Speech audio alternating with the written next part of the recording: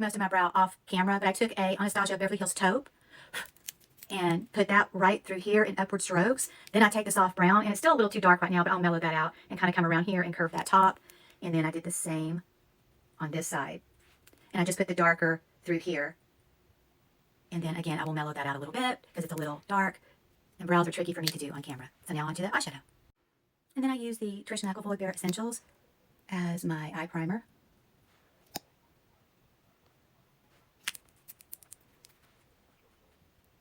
And then just blend that. This sponge was not wet before. When I apply primer, I use a dry sponge. Try not to make weird faces. And then onto the shadow. And you can skip this step, but I carve out my brow with a white pencil, or you can use nude. And then I blend it with a blending brush, just to give it a little more definition before my eyeshadow. I then go in with Sauce in the Urban Decay Naked Heat palette, which is 1,000 years old. And you want to keep your eye open so you'll know exactly where it's going to sit. And you get it high enough and not too low. And I just kind of go in this motion right here. And I'm using my Major Bougie Beauty. And I'm picking out kind of a purple shade. And you can use whatever shade you like there. That's the one we're going with today. Again, I just keep my eye open and just kind of do circular movements. I'm going to use, which today I'm going to use a purpley glitter shade. I always end up getting hair on my hand because I just rolled my hair. And then I like to use a soft kind of gray color right here. And I go ahead and circle it all the way up there to blend.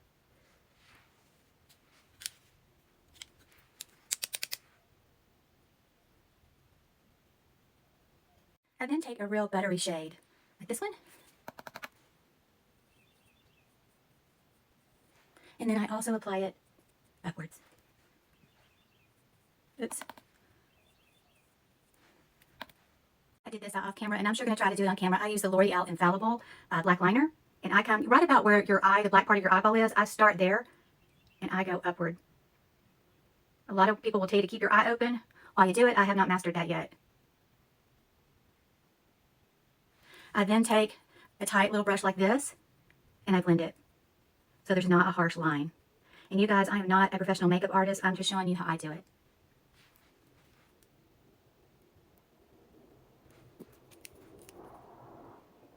And apply my lashes and my base makeup, my neck and my chest and my face off camera. I did mix it with the Firmaface. I put that on my chest to smooth out wrinkles, and I mixed the Instatox in with my primer, which is my NYX Marshmallow Primer. And I apply all of that with a damp sponge. I put my sponge under some hot water and put that on. Then the concealer, I first put on the Trish McEvoy Brightener before my concealer, and I do this a little differently than you may have been shown. I don't use as much as some girls do. And any place my face kind of dips in, I apply it. I put a little right here, and I just let that dry, or not dry, but melt into the skin. And then I'll be back. I'll blend that out, and I blend it out with a damp beauty blender, again with hot water. I let that set, and I just blend it, just like that. And I'll finish blending and come right back. Now that I've got that blended, I use my Elizabeth Arden Flawless Finish. And again, with this, I just put it right where my eye dips, which for me is right there. And again, a little more where the face sinks in. And I'll let that set. And again, go in with a damp beauty blender after it's set for, I don't know, maybe a minute or so. So I'll come back and blend it. Then I just kind of press it gently because the sponge is wet, so it's soft. But what I do to really, really make concealer not look creasy, and I've seen so many makeup artists on here say, oh, don't powder it, don't do this, don't do that. If I don't, at age 58, talk about this one lady says abracadaver. I look like a cadaver if I don't powder it. It looks horrible. So for her, she's just the opposite. If she powders it, it looks bad. So let me show you how I do it. Well, I'll be right back. I had to go get my setting powder. I use La Mer, and I know it's all icky. It's pressed powder. It's the only thing that makes me have no creases. And I put a little setting spray on my hand. And then this is what really takes out any creasing before you set it. You just dab this on, and you pat it until it dries. And it may take a while. I'm going to get up real close and show you guys. There is like no creasing now before I set it. But if I don't set it and move my face, it will crease. So I don't know how some of these girls get away with that. which is barely, and this sponge is damp, by the way. And then I do the same thing on the other eye, but that just really, really smooths it out so much more. This eye is set, this eye is not. And you'll see is if you start moving your face, see the creases? But it doesn't do that on that side. So I'm gonna go do that eye and be right back. Now before I powder this part of my face, I do under painting contouring. So I just take a contour shade and I will blend this in a minute. I also will add light in this area because that's where your face dips in. Oh, you need to see me, don't you?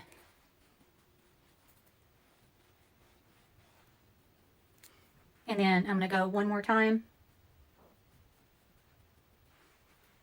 And this will really, really sharpen that jawline. And then as J-Lo says, my light bulb area, get that done.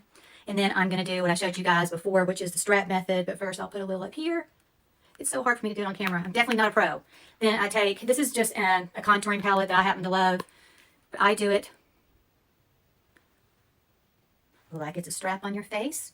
And it really slims the face. Let that set before I blend it.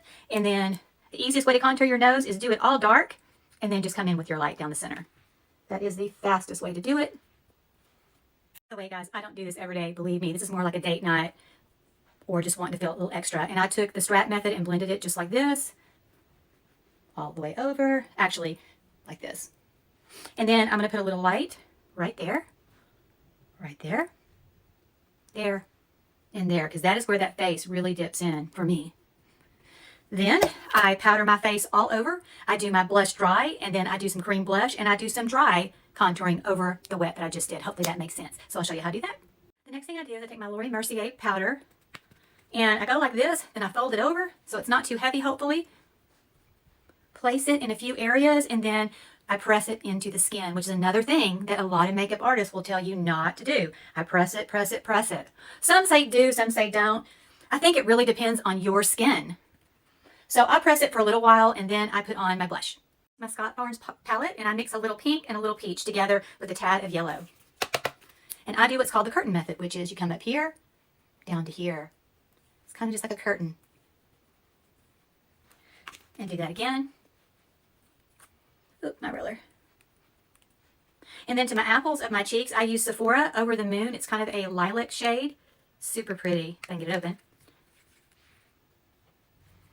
And I'm also going to put some cream blush over this to really make it pop. Little on my nose, little there, little there. And now I'm going to grab the cream blush. Then I take the cream Saint in the color Pinky Promise, and I use a lot, believe it or not. You just tap it in where you want it. And it really, really makes your skin look dewy. And I always thought that it wouldn't work after you've powdered your face, but it does. I think Patrick Ta is the makeup artist that I saw doing this. And then the lipstick and my face is done. Finally, right? Oh, and I'm going to put some bronze powder in my jawline. Charlotte Tilbury Bronze and Glow. And since I've underpainted it, it really, really pops. And I will go over my nose area off camera. I forgot to bring my little brush. Do the light one.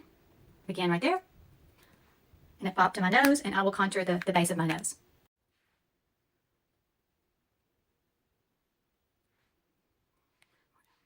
Darker here, little tad on the nose. Now the lipstick. Another thing I learned from some makeup artists is when you line your lips, you don't want to come all the way down here or here. You just want to go like this, round that out a bit there. Same on this side, round it out a bit. I put a line down the center, and then here, I kind of cut it off. I go up, up, and